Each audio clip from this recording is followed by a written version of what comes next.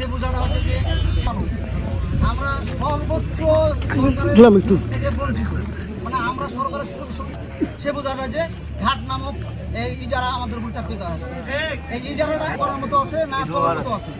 আমরা সম্পূর্ণ চরমাঝারের মানুষ কৃষিকাজ করে খাই নাই, আমাদের উপরে যে বোঝাটা চাপ করে দেওয়া হচ্ছে এরকম ভাবই যে ইজারা সরকার দেয়। চারজন করে লাইন হবে, বেশি হবে না। ঠিক আছে, 4 জন করে নিবেন। আমাদের জানে ব্যবহারে উপরের লোক বুঝতে পারে চোরের লোকের ব্যবহার আছে, এমন কোন ওই লোকটা ভেবে তারপর আমরা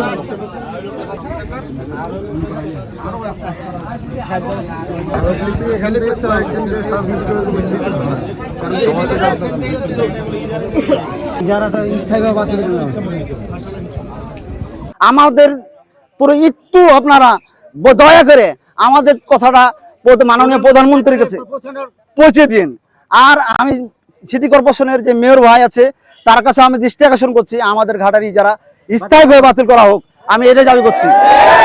আর এটা কোনো দলের না, কোনো এজেন্ডার না, আমরা চরবাসী দীর্ঘ দাবি এটা, তাই না? এটা কি কারো ব্যক্তিগত সম্পদ, কার ব্যক্তিগত দাবি? আমরা জনগণের দাবি, জনগণের আশা, জনগণের পূর্ণ চাই, এটুকু আমি আপনার মাধ্যমে বলতে চাই। বাংলাদেশের একটি রিমোটেড এলাকায় বাস করি, প্রান্তিক এলাকায় বাস করি।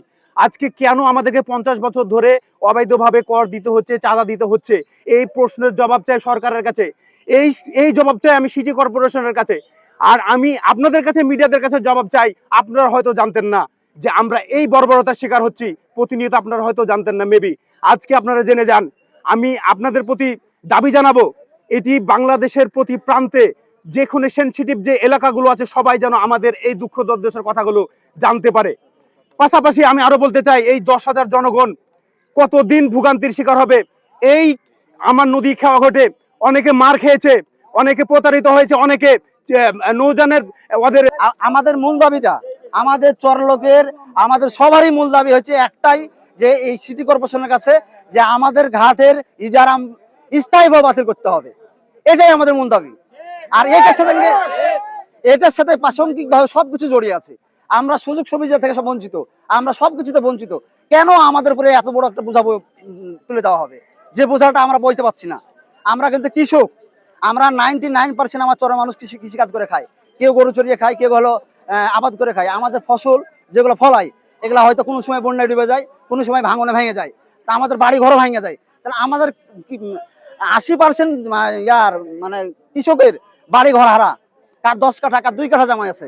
আর 10% লোকের আছে মাত্র হচ্ছে 1 বিঘা করে, আর 10% জমির মানুষের আছে মাত্র 2 থেকে 3 বিঘা করে। তাহলে আমরা কি করে এত বড় বোঝা বইব বলেন আপনারা? আমরা চাই যে আমরা গরিব মানুষ, আমার চরের মানুষ হচ্ছে অতি পরিশ্রমী মানুষ, আমাদেরকে এই বোঝাটা থেকে মুক্তি দেওয়া হোক।